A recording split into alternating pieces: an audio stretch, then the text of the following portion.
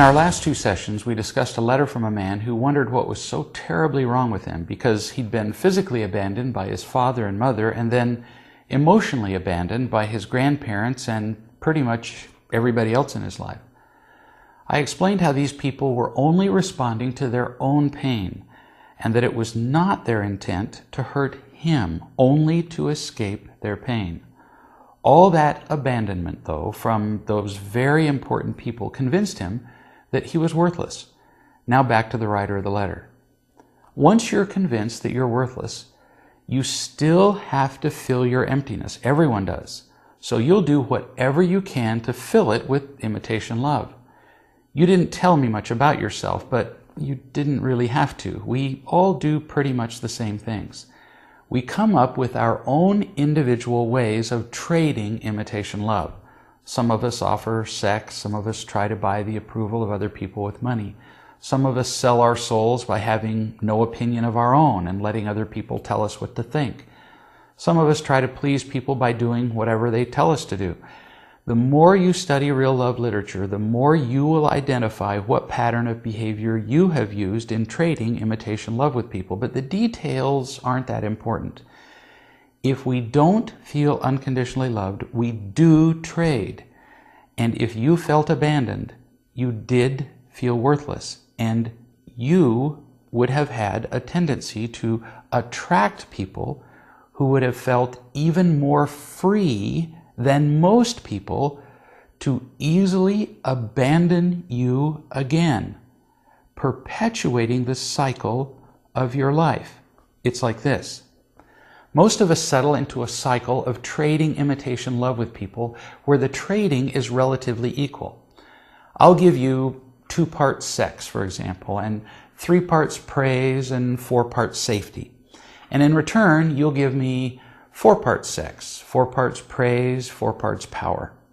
The individual parts may be unequal, but the total works out. And what matters, we're generally satisfied with the overall arrangement. We're not genuinely happy because it's not real love, but it may be the best that we've ever worked out. So we live with it. We like the arrangement. You and I get along.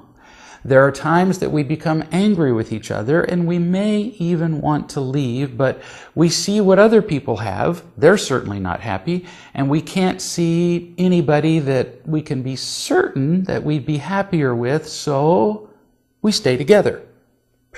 It's okay.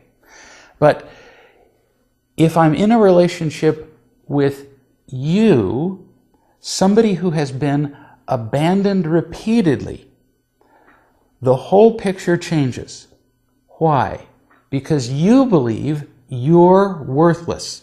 And without realizing it, you communicate your sense of worthlessness all the time. When things become difficult between us, you more easily offer to give in or give more. You communicate that you have less to offer. So when things get really tough, in a relationship based on imitation love, I'll be more likely to leave you in particular, and all because of patterns of behavior you learned in childhood. Remember, though, that you've only been losing relationships based on imitation love. So just keep learning about real love. As genuinely loving people discover who you really are, they will not abandon you because they don't need you to earn imitation love. And you'll discover what it's like to have lasting and fulfilling relationships. You'll discover that all those people who left you in the past did so because they were not capable of being loving. Not because you were not worth loving. When you figure that out, you'll be able to let go of the past completely and embrace the joy of the present.